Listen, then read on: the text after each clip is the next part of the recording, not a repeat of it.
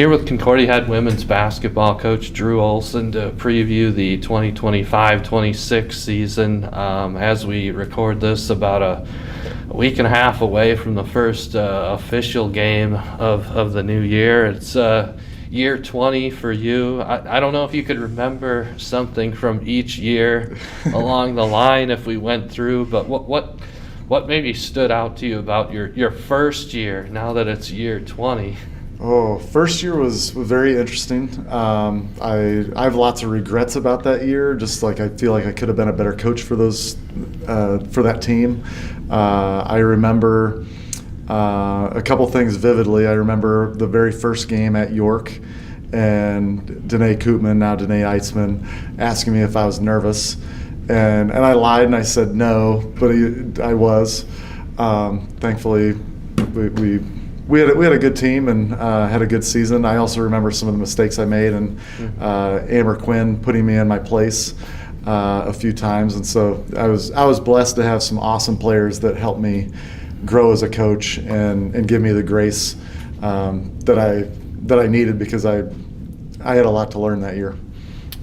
Well, there have been a lot of really fun moments in the time since then, and I guess we got to reminisce a little bit about some with Philly Lammers being back for the Hall of Fame too.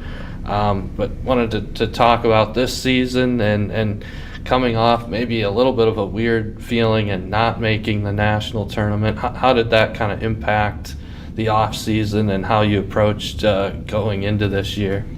Yeah, I think it just motivated us. It made us really, really hungry to kind of get back to the standards that were set. And I think our players have done an awesome job throughout the summer, coming back with a different mindset, with some kind of developed skills and confidence. And we're hoping to get that kind of swagger back. And I'm liking what we're doing so far. Yeah, kind of expanding on that, what have you seen being accomplished, and what growth have you seen maybe in the returning players since the end of last season? Yeah, I'd say mostly it's the junior class right now. There's a big group of them, and there's a good collection of them that have really come into this season just changed, just a better work ethic, a better focus, and a lot of confidence. And you can just see there's a group of them that are ready to kind of take on that next role, that next challenge, and we're really excited about it. Well, you have one very experienced senior with Kristen Wieselmeyer. What expectations do you have for her in terms of how she continues to play on the court and how she leads this team? Yeah, she's an amazing person, great basketball player. She's one of the best post players in our league, in the country. As a leader, she's kind of the mother hen. She's always looking out for everybody and being really supportive, and she's just that kind of a person. But we're expecting great things from her. She can really kind of dominate inside. She can play outside a little bit, and so we're excited about what she can do. You already kind of touched on the junior class, and there's a lot of names there that have played minutes the last couple years. What do you maybe appreciate most about that group and how they've grown the last couple years? Yeah, like I said, I think they just have a different mindset coming into this season. I think it's pretty normal for after your freshman year to almost assume some things and maybe not come in with as much focus, and just kind of assume things are going to happen for you just because things you expect things to progress. But after last year's season, I think that they came in just a little bit tougher and hungrier, and I think there's a few of them that are going to have a much bigger role and bigger season. You said goodbye, I guess, to two of your top backcourt players with Kendall Brigham and Abby Creaser from last year. That means there's minutes available. How satisfied are you kind of with how things are developing with your backcourt right now? Yeah, I think we've got some really good guards. We're pretty overloaded with talented guards. We've got great length, great athleticism. I'm really very impressed with how well they've worked to improve their shooting, and I think that's a really big key to our team. How do some of the young players maybe make an impact? By that, freshmen, sophomores. What do you expect from those classes? Yeah, both of those classes are really talented. We've got a few players that we're expecting to fill some of those bigger roles, and I think a few of them are definitely ready for that challenge, and they kind of expect it.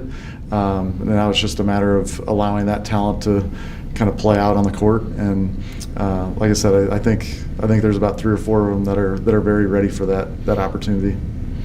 I know last season was a season of close calls, and played national champion Dort gave them everything they could handle. What do you hope that maybe returning players took away from some of those experiences that will make them better? I think those games, they were very difficult in the moment. I think just the experience, learning from them, understanding what it takes, and I think that for this year's team, I do think that we've got a few playmakers that can kind of be the difference makers in those games. We're not that far off, is kind of what some of those games told us, but we still need to go that extra mile to get over the hump in some of those games. But I think that we do have the playmakers to be able to do that this year. The coaching staff around you is different this year. Sad to see Taylor go, but you have Catherine Bennis stepping in and Vince as your GA. What are you excited about with having them on board now? Yeah, it's been awesome. Just the kind of newness, a lot of different kinds of energy. Taylor was an amazing assistant coach, and she and I just fit really well. But Catherine brings a new perspective, a new energy, and just what her impact on the players already has been very impressive. Vince is another person with great energy, very fun. The guy will get into a bulldog costume. So it's been a great thing for our team. I do think that we did kind of need some kind of spark, and I think our players came in differently, but I think it also just has a different feel because of the change in assistant coaches. And I'd also throw in there with Freddie, with the strength coach, and it's been a really good thing so far. I won't ask you how many games you expect to win, but what are the areas that you feel like maybe this team will excel in and grow from compared to last year? Yeah, I think we're going to be really good defensively. I think, like I touched on this, that we have great length, really good athletes. I think we play really hard. I do think that we have some new players that can provide some of that playmaking ability needed at the end of games, and but we still got a little ways to go before that all kind of plays out. But yeah. Wanted to ask, kind of lastly, what I know you kind of usually have some sort of theme that you focus the team's energy around, or a biblical verse. What is that for this team? Yeah, it's from Philippians, just pressing on towards the goal, and so our theme word is press. It's kind of like dual purposed. I feel like you kind of take things out of context with using theme verses and stuff, and then so I know we're doing that in a way. We want to press on. It's striving for. It's continuing to challenge yourselves and keep pushing towards that goal that we want. press is something that we want to have our identity on defensively, so that's in there.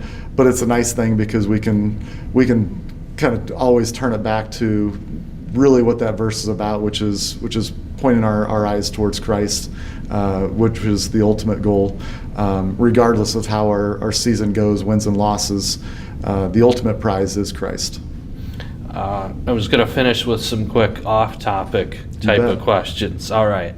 So if you and Malie have a chance to go on a date night, what's the best restaurant, your favorite restaurant?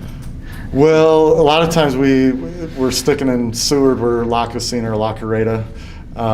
Just she enjoys Mexican food. If you have a go-to pre-game ritual or tradition? Well, I eat a piece of fruit before every game. What's the best fruit then? Typically, I go with an apple. Apples are to be able to give you a little bit more energy and focus.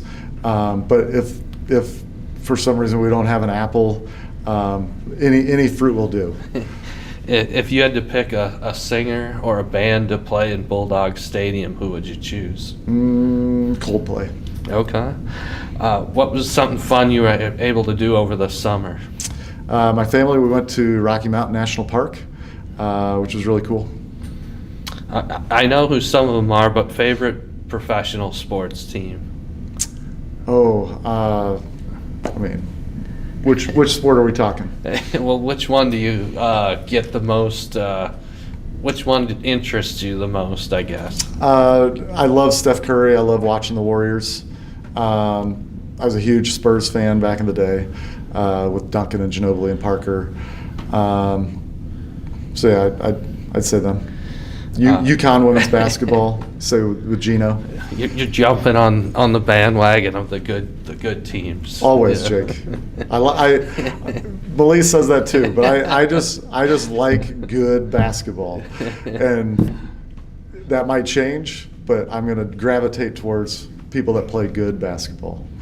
Do you have a hidden talent? Do I have a hidden talent? Yeah. No. How about hobby outside of basketball? I wish I played it more, but I love pickleball. In the winter, our family does a lot of puzzles. Yeah. And lastly, I know you guys had a karaoke thing as a team. Who's the best singer on the team? Well, Jordan Ernstmeyer is by far the best singer as a player, but we were very, very surprised. Vince and Catherine both crushed their songs. That was pretty impressive. So they can out-sing you. For sure. Everybody can. All right. Can we end on a SCO Dogs? SCO Dogs.